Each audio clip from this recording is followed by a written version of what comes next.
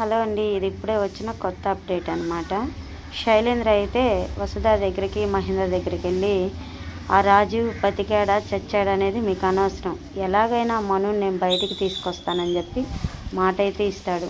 ఆ మాటకి వసుధార అయితే ఆలోచనలో పడిపోతుంది. అంటే మేము వేసిన ప్లాన్కి శైలేంద్ర మంచి దారికి వచ్చాడని చెప్పేసి మహేంద్రకి వెళ్ళి చూసి సైక్ చేస్తూ ఉంటుంది.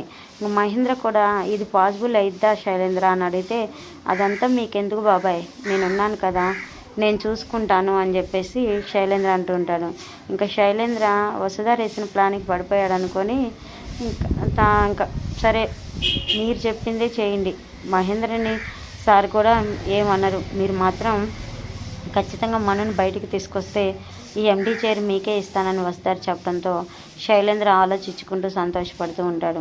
మరి చూద్దాం తర్వాత ఏం జరుగుతుంది ఏంటో. మరి ఇప్పుడే వచ్చిన అప్డేట్ మరి మీకు నచ్చితే ఖచ్చితంగా ఒక లైక్ చేయండి, సబ్స్క్రైబ్ చేసుకోవడం అస్సలు మర్చిపోకండి.